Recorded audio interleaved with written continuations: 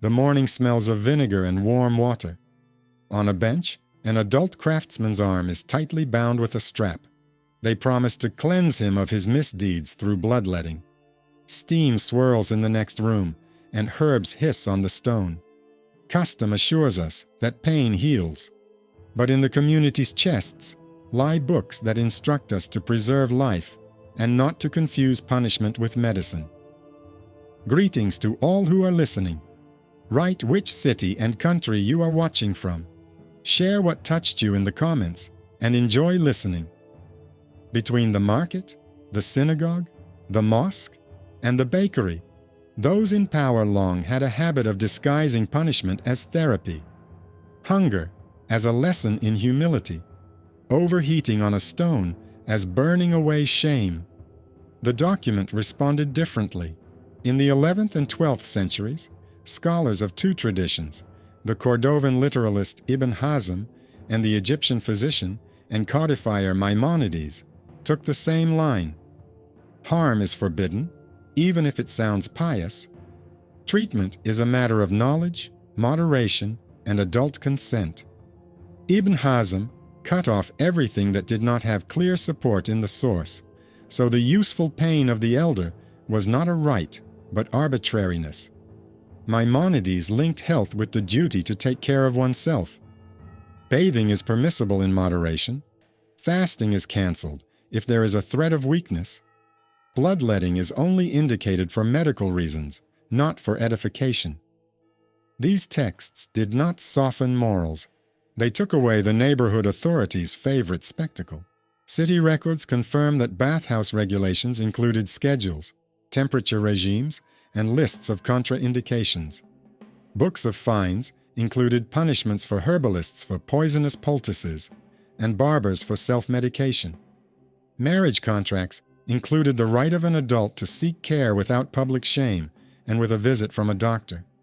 The myth that faith equals prohibition is shattered by the evidence. Baths are closed only when there are signs of a plague and for a short period of time in order to break the chain of infection. Markets restrict charlatans not out of hatred for heat and herbs, but out of concern for burns, fevers, and lost work time. The dry statistics at the Bimaristan confirm this. After instructive vapors, inflammation and community expenses increase, but after procedures according to the charter, adults return to their craft the very next day. The first turning point comes from the wallet of the benefactor who pays for firewood and beds. He stops funding the bathhouse, where healing has been replaced by humiliation, and the elders retreat, not out of pity, but out of fear of being left without heat. The second comes from the herbalist's shop. The muhtasib closes the trade in medicines of edification until prescriptions and a doctor's signature are presented. The third is from the clerk's office. A clause is added to marriage contracts about caring for the sick without drama, with pre-agreed expenses. These decisions seem like accounting, but they are what put an end to therapeutic punishments. Court records show how the letter of the law is turned into a defense. The Qadi demands an explanation from the mentor, who recommends long fasts to correct one's character. There are no medical reports or legal grounds on the table, so a fine, suspension, and public reading of the bathhouse charter follow. At the same time, the synagogue rewrites the decree. Any mandatory fasts for the weak and sick are cancelled, with priority given to the doctor's conclusion. The same rhythm can be heard in Maimonides. Regime, gradualism, cancellation of procedures in case of fever. In Ibn Hazm, a strict filter against invented beneficial suffering. Different arguments converge at one point, to remove from the city the violence disguised as a white coat. The most frightening thing here is the banality of the consequences. An adult loses weeks of work after a lesson. A tailor treats burns. A porter weakens from hunger. The community overpays for oil, bandages, and cold compresses. The paperwork that no one likes makes it simple. Treatment is a doctor, a measure, and consent, not shame. Hence the new logic of the regulations. A list of contraindications and the names of those responsible are posted at the entrance to the bathhouse. The scroll keeper has a circular on the priority of health over edification. The muhtasib has a list of permitted herbs and a schedule of rounds. In the hot months, the protocols seem petty, but they are what keep the city from cheap, purifying spectacles. This is the general conclusion of the first arc of the story. The myth of faith as prohibition is a convenient signboard for neighborhood pedagogy. The document, on the contrary, separates discipline from punishment. Ibn Hazm's strictness prohibits useful pain as a fiction, while Maimonides' cautious medicine prescribes a regime where moderation is stronger than the whip. Paper takes control of the body, away from those who are used to feeding power with spectacle, and returns medicine to doctors and decisions to the adults concerned. Another path is revealed, along which custom tried to circumvent paper: home remedies under the guise of care. The inventory of household items lists warm stones, herbs, oils, and next to them are notes about abrasions, burns, and fainting spells in adults who survived exemplary lessons. The Bimaristan clerk compiles these private notes into a table of causes, and a dry summary appears in the margins. Where elders and mentors intervened, complications multiplied. Where treatment was provided according to the rules and with a doctor's signature, the person returned to work the next day. The economic side of the matter makes the loudest conclusion. The guilds count the lost weeks, weigh the cost of oil and bandages, and at a general meeting where they decide on everyday rates, they are forced to replace talk of shame with simple calculations. Harmful means expensive, and expensive means forbidden. Meanwhile, the guardians of the scrolls enshrine in a communal decree the priority of health over edification, leaving it to the rabbi to remove any obligatory fast from the sick person if it undermines their strength, and to transfer the decision to the sphere of medical competence. This is not a moral gesture, but a new procedure where the consent of an adult and the opinion of a knowledgeable person cease to be a request and become a rule. The neighboring quarter continues to resist. A home record of a wealthy craftsman notes that he was assigned a long bath after a misdemeanor, and the next day he lost consciousness and was unable to work for a week. His family takes to court a marriage contract with a clause on priority of care and the right to a doctor in case of illness, and the guild takes its own charter with a penalty for punishment for treatment. The Qadi raises the arches of decisions prohibiting mutual harm and decides to remove the mentor from any advice, adding to the fine a mandatory public reading of the bathhouse charter and a list of contraindications. A few weeks later, a similar case comes before the community court. An adult woman was prescribed fasting as purification, and the clerk, consulting the code, cancels the fast of edification, citing the obligation to protect health, and records the costs of recovery in the account of the courtyard, where habit proved stronger than measures. Here, the letter of two traditions worked like a double lock. The house agreement covered the family's finances, and the city registers described the actions in such a way that the mayor had no room to maneuver. A thin layer of this system is the muhtasibs in the markets, who check not only the scales but also the recipes. They add a separate column to the journals for sellers of edifying mixtures, requiring them to name a doctor and show a prescription. Several shops are closed until the papers are presented, and this quiet decision goes beyond herbs. The old theatricality, when any intensification of pain was presented as the path to correction, is extinguished. Control does not look noble. It resembles a flimsy dam made of planks, but it holds the flow. When the heat squeezes the nights and the water tastes sour. A list of contraindications is nailed to the entrance to the bathhouse, and below it are the names of those responsible who will be stripped of their right to decide if they once again confuse punishment with procedure.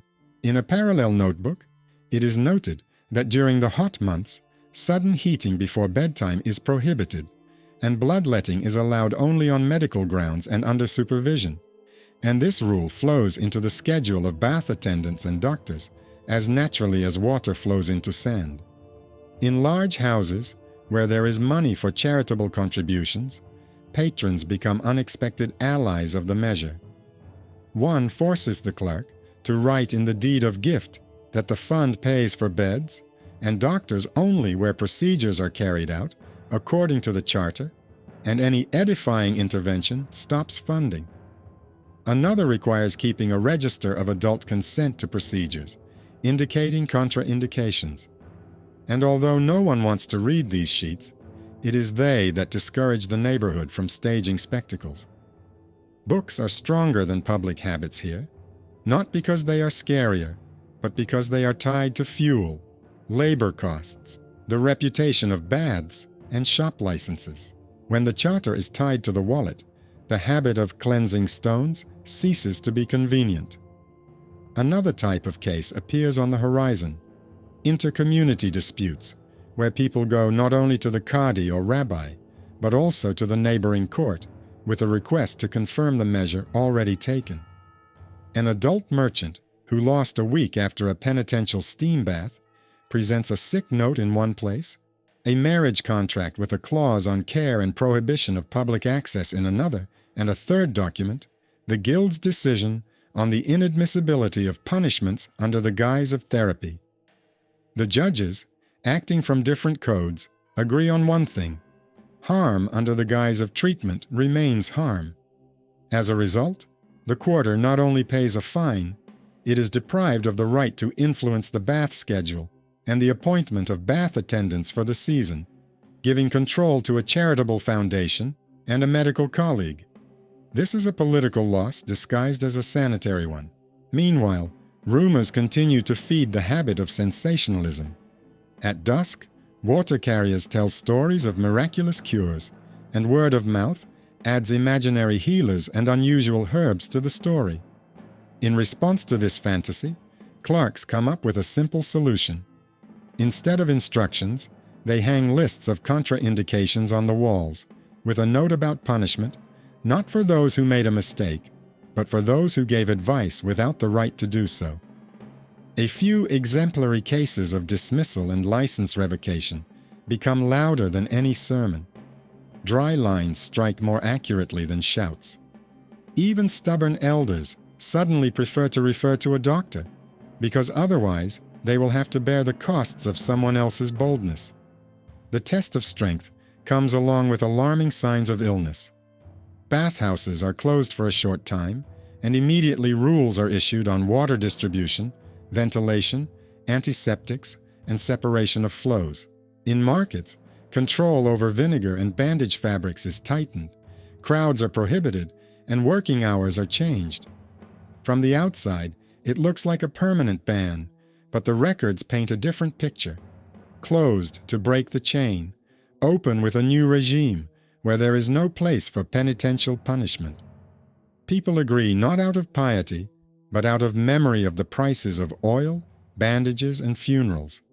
And this memory is linked to names that have already become part of the urban language. One strict literalist taught us to separate law from the fantasy of power. One court physician taught us to link character and diet, bath and sleep, anger and weakness, so that moderation became stronger than the whip. Together, they gave the city a habit that looks like boredom: signatures, consent, contraindications, schedules, licenses, reports. But it is this boredom that saves adults from visual lessons under steam and returns treatment to those who know how to treat. Further on, the city's habit of signing, routine, and responsibility begins to spread along the roads, along with salt, wool, and books. Caravans carry not only sacks, but also copies of statutes. Bathhouses in one port adopt registers of consent from another, and bimaristans in neighboring cities require records of contraindications and the names of advisors. Whereas before the answer was, "That's how it's always been done," now the answer is a letter with a stamp. Particularly stubborn courtyards try to preserve home remedies, but are confronted with a new reality. Guild insurance refuses to pay for injuries if the procedure was not prescribed by a doctor. This seems like petty bureaucracy until you have to pay for someone else's power out of your own pocket. After a couple of such cases, neighborhood mentors change their tone. Instead of lessons, they start looking for a doctor. Instead of a show of hunger, they look for a scheduled diet. Instead of a hot stone, they look for a compress and rest. From the records, where numbers are replaced with words and the stamp is neatly affixed, another layer emerges, a quiet doctrine that is not shouted out in the square. In synagogue arches, the priority of preserving life is enshrined in such a way that any discipline recedes when the adult's body is threatened. In decision-making meetings at the mosque, the prohibition of mutual harm is interpreted directly. One cannot cause suffering for the sake of edification if there is no proven benefit. The scribes do not argue about philosophy. They insert these principles into forms. A field about canceling fasting in case of weakness, a line about the obligation to drink in hot weather, a column about the inadmissibility of flogging, poultices, and overheating without a specialist's conclusion. The fate of the familiar pedagogical pain is decided not in sermons, but in the margins of forms. This everyday reform is being tested by reputation. In one neighborhood, an adult apprentice who has offended the workshop is offered a long bath to purify himself and strengthen his character. The next day, he disrupts the work of an entire team. Fever, burns, dizziness. The guild raises its charter, in which, after past scandals, a line appeared. Punishment under the guise of therapy is a violation, and the costs of recovery are borne by the initiators of the lesson. The family brings a marriage contract with a clause on the priority of care and the doctor's right to stop any rituals if they undermine health. The Qadi, after checking the 3 documents, removes the headman from office for the season and deprives the court of the right to influence the bath schedule. In the parallel book of the Bimaristan, a new column appears. Who paid for the treatment? The quarter treasury, because the harm was disguised as help. It's dry. It doesn't give the impression of a celebration of justice. But that's how, through the budget, the myth of medical punishment fades away. Another version of the same thing is playing out next door. An adult woman is forced to undergo a cleansing fast, even though the house notebook records signs of exhaustion. The keeper of the scrolls issues a community decree, the cancellation of any mandatory abstinence when health is at risk, with the decision immediately transferred to the doctor. The costs of recovery are charged to the house where edification went too far. Behind the door, people whisper that such things used to be considered a virtue, but a sheet with a list of contraindications and the names of those responsible hangs on the door, and everyone understands. Now, they will have to argue not with the heir, but with the signature. Meanwhile, the markets are adapting. Muktasibs are adding a column called Origin of the Recipe to their journals. A seller offering mixtures for bad temper is required to name the doctor and show the note. Shops where recipes turn out to be fictitious are closed for a period of time, and the owners are deprived of the right to trade in oils until they are readmitted. Such measures seem harsh only to the elders, who were comfortable with the old theatricality. For ordinary craftsmen, they become insurance. Fewer adventures mean less downtime. The doctrine of moderation has become ingrained in the way of life, not because people have become kinder, but because they have understood the price of foolish courage.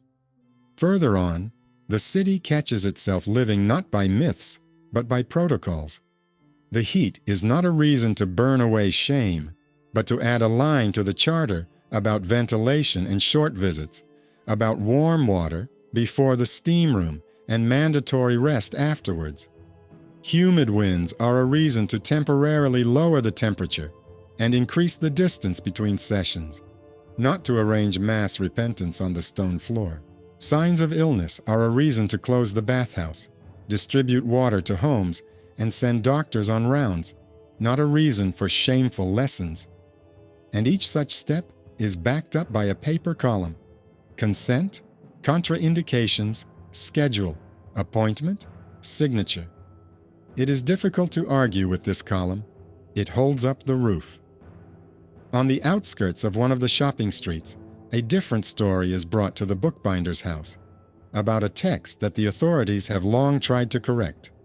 A set of sheets where adult characters test the boundaries of laughter and desire is found again during a search. The shop is closed for a period of time, and the master shows the approved editions with prefaces and corrections that catalogs have become accustomed to. Behind the partition lie complete lists for private offices, for scholars, not for public consumption. This is not accidental duplicity, but an established order. The market is not stifled entirely, but nothing is allowed into the public sphere that could easily turn into a carnival against institutions. The compromise lives in the language of measures and formats, permitted with reservations, allowed in a narrow circle, prohibited without recitations. And in this construction, the most important thing is not the ritual of prohibition, but stable economy. Control brings income, and income softens the blow. At such moments, it becomes clear how the two lines come together in a single mechanism. Where they tried to control the body through shame, the document forced them to ask the doctor and the person. Where they tried to burn the text with prohibitions, the document tamed it with an access form and sales rules. In both cases, it is not a loud slogan that wins, but a pedantic technique. From it grows a new custom: not to put on a show instead of care, and not to stage a public trial under the guise of fighting licentiousness. No romance, just stamps, signatures, and inventories. However, the final check always comes not from the office, but from weary everyday life. In a narrow courtyard, an adult craftsman, accustomed to hard work, returns from the bathhouse with a fever. His elderly neighbors insist on a proven remedy: hunger and long steam. His wife takes out a sheet with a list of contraindications pinned to the entrance and the rules of the Bimaristan, where next to the seal it is written that during a fever, any cleansing procedures are prohibited. The doctor arrives, orders cooling, drinking, small meals, cancels work for several days, and leaves a schedule. A day later, the fever breaks, and after a few days, the man returns to his craft. The headman, learning of the arbitrariness, arrives with his usual indignation, but is confronted with the very list of names where he himself is listed as responsible for compliance with the charter. All he can do is order that the sign at the entrance be reinforced and leave. This is a small scene without triumph or losers, but it shows how city order ceased to be maintained by shouting and began to be maintained by a piece of paper. By the end of the season, several more cases of therapeutic punishment are filed away in the archives, and in almost every case the outcome is the same: a fine, suspension, rereading of the charter, transfer of authority from the headman to those who have knowledge and responsibility. These barely audible touches form a lasting habit. Not shame, but health and moderation. That's what the authorities write. That's what the treasurers believe. That's how doctors treat. That's how adults who have to live with the consequences sign off. The city that loved performances learned to save on blood. And this is that rare case when paper does not lead the crowd. It stands between the crowd and the body and does not allow pain to be made beautiful. Further on, weaning oneself off pedagogical pain becomes routine, like washing floors and cleaning pipes. Seals with the foundation's stamp appear in the bathhouse's fuel storage room, and it is not the neighborhood in general that is responsible for each seal removed, but a specific adult whose name is in the book. It's a ridiculously simple thing, but it's what stops the evening lessons that they like to conduct without witnesses. A new journal is kept at the Bimari stand. It contains not only the diagnosis and treatment, but also the source of the prescription. A few lines, and it's clear which of the elders is still trying to disguise the punishment as healing. After 3 entries about repeated burns in the same courtyard, the quarter treasury receives a bill for the first time, not for charity, but for harm. This cold financial blow does more for ethics than any speech. The quarter, which prided itself on its harsh reputation, suddenly begins to save on the pride of others. Over time, the habit of signing and accounting begins to connect cities, as if their pipes stretch under the roads. Not only salt and wool travel from port to port, but also model bathhouse regulations, copies of marriage certificates, and consent forms for procedures. Merchants record not only prices and bridge tolls in their travel journals, but also the names of doctors who can be trusted. In the markets, Muqtasibs open separate pages in their journals for sellers of edifying mixtures, and in each such entry, the fleeting farce ends the same way: show a doctor or close your shop. In synagogue archives, scroll keepers attach short forms for canceling fasting in case of weakness to the decrees, so that rabbis not only reason, but also issue specific papers that can be shown to the elder when he starts talking about purity. All participants, adults and tired, learn to live through the sheet because the sheet is easier than a burn. On this basis, it becomes clearer how the lines of 2 authorities from different shores converge. A strict literalist from the Cordoba tradition cuts off everything that has no precise basis. His method is as suitable for the court as a knife for unnecessary fantasies. The physician and codifier at the court on the banks of the Nile turns care into a regime. His tables on prohibitions on sudden warming during fever, on gradual dieting, on changing loads in the heat hammer, nails into the lid of the box where the burnings of shame lay. When these 2 logics enter the office, they cease to be philosophy and become forms. Where yesterday decisions were made with a whip, today signatures and contraindications are sorted through. And if earlier, objections to the lessons were timid requests, now they are documents that are examined in court. They contain the specific names of those responsible, and there is no room for retreat. The city, however, does not give up immediately. One stubborn courtyard tries to return home corrections as family property. The house inventory lists a stone for warming and herbs for cleansing. An adult man with burns and weakness arrives at the bimistran, and the head of the household brings a sheet signed by the head of the family, as if consent to pain justifies harm. The court compares 3 documents: the community's resolution on the priority of health, the bathhouse charter with a list of contraindications, and a list of permitted procedures which never included the stone of repentance. The decision turns out to be strikingly simple. Consent to harm does not make the harm therapeutic. The costs are borne by the community.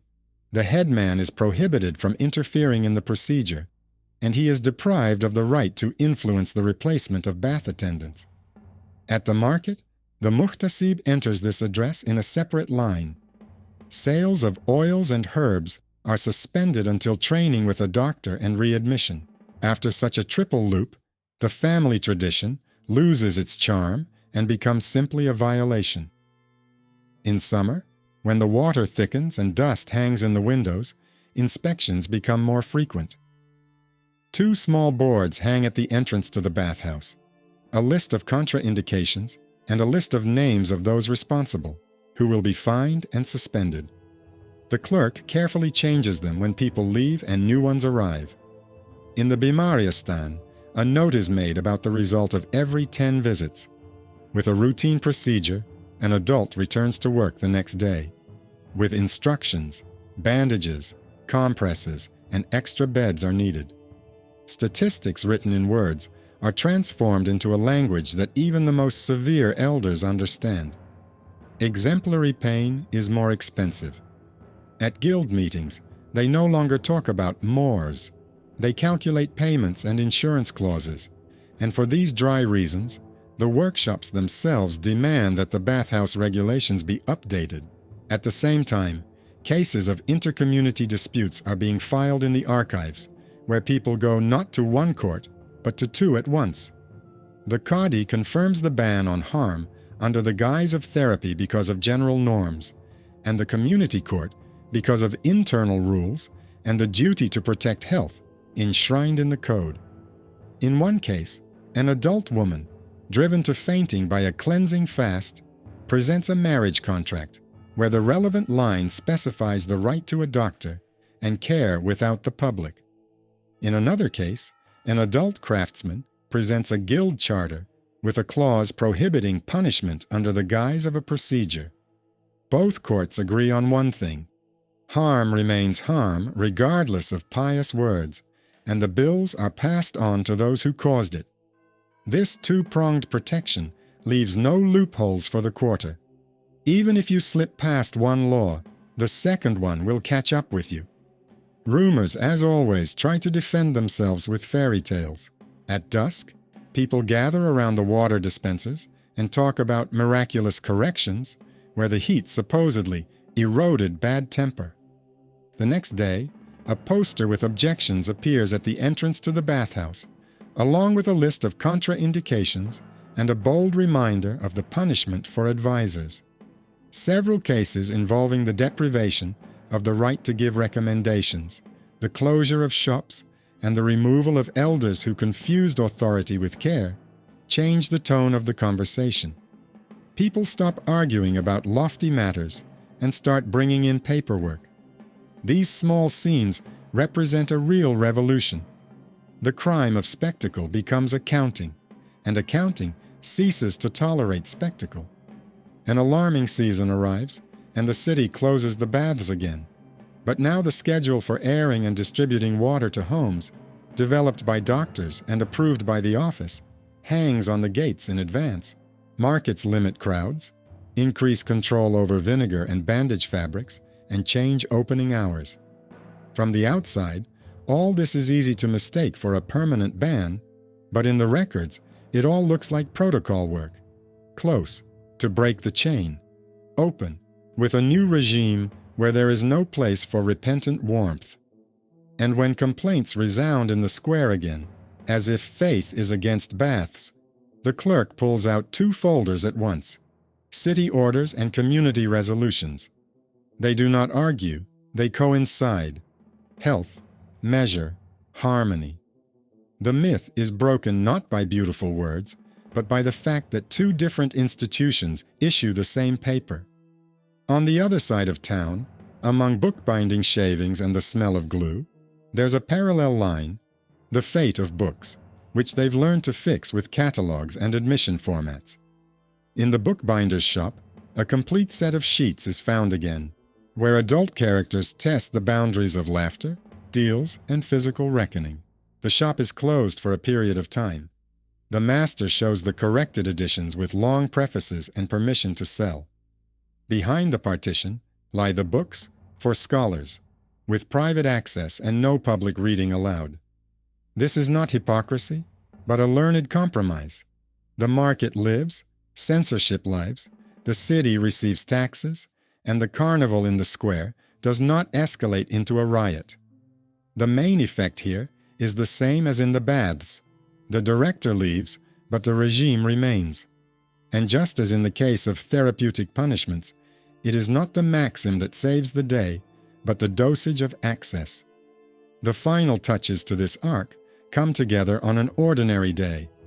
At a meeting attended by the treasurer, the muhtasib, the keeper of the scrolls, the doctor, and two clerks, a standard form for discharge is approved. It has 4 main lines: the consent of an adult, contraindications, the name of the person responsible, and the doctor's signature. Below the form is a reference to the city's bathhouse charter and community regulations on the priority of health, which anyone can look up in the archives. For disputes, there are codified guidelines on the extent and prohibition of mutual harm, which the court has long taken into account. For control purposes, there are insurance clauses from guilds and funds. No pathos, just a form that, when it enters the home and the market, cuts off the temptation to treat with shame every time. The result is not like a sudden victory, but like a stable habit of making decisions on which the queue at the hospital bench depends. Where quick anger used to turn an adult's body into a lesson, now a piece of paper is required. Where the head of the neighborhood could teach the neighborhood not to spare weakness, now the doctor is responsible for weakness, and malice is punished with a fine. Where the city loved performances, paper quietly stood between the square and the people. The myth of faith as a prohibition was shattered by the economics of care and two different traditions that said the same thing. Not shame, but health and moderation. That's how it should be written. This means that at the end of this line, there are no fanfares, but clear signatures. It is they who save us when the heat is oppressive, rumors are rife, and the wind blows the sign off the entrance to the bathhouse. The signatures nail it back on. Further on, the city relies on the inertia of procedures, and that is precisely why it withstands the fever of others. Notebooks appear in the archive, where three types of sheets lie under one cover: the bathhouse charter, with lists of contraindications, a register of adult consent for procedures, and a list of payments for cases of harm issued under the guise of healing. The clerk loves order, not for aesthetic reasons, but out of fear of mistakes. In the margins, he notes when the treatment was prescribed by a specialist and when the headman intervened.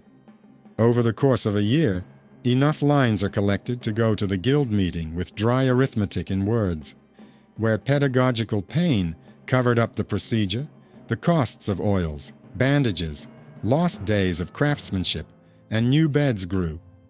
Where the charter was followed, adults returned to the workbench the next day. This boring table does what reproaches did not. The quarter elders stop arguing about morality and start arguing about fuel supplies and the size of insurance premiums, because it is their wallets that have to cover the consequences of the lessons.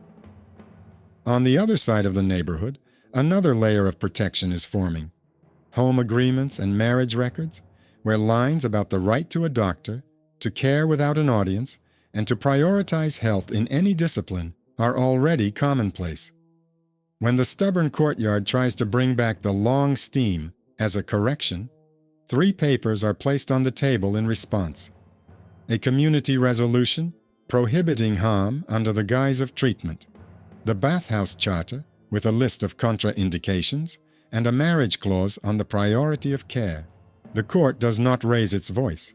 It collects the papers, lists the consequences, shifts the costs to the instigators of the performance, and deprives them of access to the bath attendants for 1 season. Immediately, the muhtasib closes the shop where the edifying mixtures were sold, until prescriptions and a doctor's signature are presented. The whole scene looks faceless, but it is precisely this facelessness that changes the environment. The spectacle becomes riskier than the duty to follow the rules. Gradually, measure ceases to be a bookish word and becomes a craft. During the hot month, 2 wooden shields remain at the entrance to the bathhouse, a list of contraindications and a list of names of those responsible. They are rewritten when people change, and this minor action is akin to lubricating a machine. If you don't lubricate it, everything creaks and breaks. In the Bimaristan, for every 10th appointment, a line is added about whose advice brought the patient to the steam room. Several names are repeated too often, and this is a signal for the court and the treasury book. The next quarter pays not for good intentions, but for real harm. The elders lose the opportunity to hide behind words of honor because the expense report is on the shelf and it cannot be disputed. And here, unexpectedly, the long-standing strictness of the Cordovan literalist comes into play. His method, which seemed like dry academic stubbornness, turns out to be a knife for irresponsible traditions. If there is no permission for useful pain in the source, there is no such permission anywhere, neither in the gateway, nor in the bathhouse, nor in the house notebook. Another tool works alongside it, the tables of the doctor from Fustat, which have become the language of urban practice. They are copied into the statutes of bathhouses, into the orders of charitable foundations, into the memos of muhtasibs. In case of fever, overheating and bloodletting are prohibited. After eating, rest, before bedtime, caution, and for the weak, cancellation of any cleansing. These boring points, dry as bricks, build a house in which burning shame can no longer be called a concern. Rumors still whisper about the miraculous power of hot stones and the corrective severity of hunger, especially in the evenings at the water dispensers. But the letter prevails over the voice. At the entrance to the bathhouse, there are no general admonitions, but specific prohibitions with the names of those responsible and the amount of the fine, which everyone knows by heart, even though it is written down in words. Several exemplary cases, the dismissal of mentors, the closure of shops, the transfer of control over the bathhouse from the courtyard to a charitable foundation, change behavior faster than any sermon. Even stubborn elders begin to refer to the doctor so that they themselves do not have to pay for someone else's confidence. At the intercommunity level, the order turns out to be just as practical.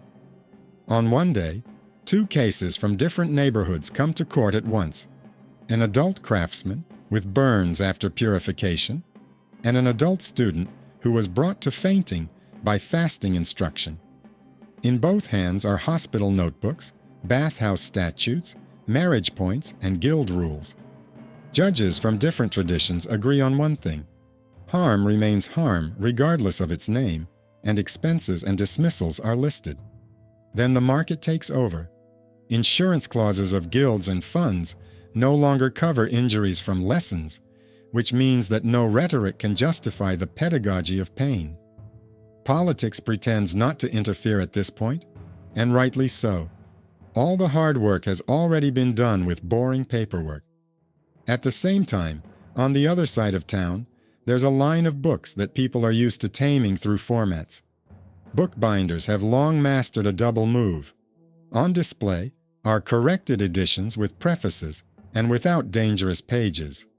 In the back room are complete lists, for scholars, without public reading allowed. Catalogs, like stone staircases, repeat the same formula, permissible with corrections and within a narrow circle. This is not a triumph of censorship or a victory of laughter. It is the craft of dosage.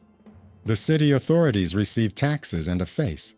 The scribes receive work, and readers receive access with reservations. And once again, it is not emotion that saves the day, but technique. The format of access is more important than shouting in the square. And yet, the final check is not like a courtroom drama. It takes place in the kitchen, where it smells of sour water and warm bread crusts. The adult master comes from the bathhouse, pale and hot. The neighbors whisper about a proven remedy, and his wife takes out a sheet with contraindications and the bathhouse rules, stamped with the foundation's seal. The doctor arrives, leaves a schedule for drinking, compresses, small meals, and no work for several days. The foreman, accustomed to the role of master, later drops in with his usual breathlessness about firmness of character, but is confronted with another kind of firmness, a list of names of those responsible, which includes his own. All he can do is check that the sign at the entrance is securely fastened and leave without saying a word. A few days later, the master returns to his craft. Nothing heroic, no victory cries, just a sheet of paper that proves stronger than someone else's haste. Here, too, there is room for a clear myth and a clear document. The myth claimed that faith was a prohibition and filth, that bathhouses were closed forever, and that books were enemies of the body. The document showed otherwise. Bathhouses are closed for a short time when there are signs of trouble in order to break the chain. They are reopening with new windows and ventilation systems, with registers of contraindications and responsible persons. Books are not banned because of desire, but because of mockery of institutions in the public square, leaving the text for scholars. In offices where adults are capable of maintaining meaning and moderation, the myth assured that passions give way to the plague. The document broke down the novellas into deals, deceptions, estimates of status and reputation, where erotica is an instrument of social satire, not an engine of corruption. And in both stories, about bodily politics and book control, victory comes not from thunder or window displays, but from habit.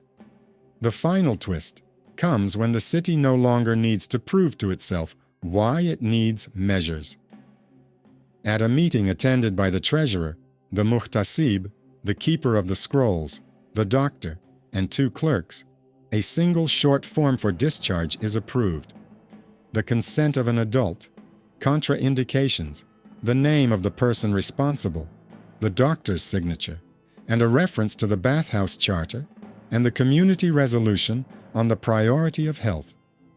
Several copies of the form are prepared for home, for the doctor, for the archives. It is not beautiful. No one photographs it. It is simply placed where bread and salt are usually kept. But from now on, anyone who tries to turn shame into treatment will encounter a wooden shield at the entrance, a name line in the journal, an insurance clause from the guild, and an immovable no in the codifier. And anyone who wants to ban the text in the name of peace will come up against the tried and tested formula of admission, with amendments, without space, for those who take responsibility for the context. The finale of this chronicle is not built on pathos. It consists of the repeated movement of a hand signing a document and the habit of eyes searching for the line, contraindications. The city that loved performances has learned to choose boredom when the hands of adults and their ability to return to their craft tomorrow depend on it. There is no moralistic triumph in this. There is a human decision, not to confuse care with punishment, to trust medicine to those who know it, to read dangerous pages not in the square, but where they are understood and where they do not become a whip. Myths will still shout loudly, but the paper will lie quietly, between the square and the body, between the shop window and memory. It is its silence that saves.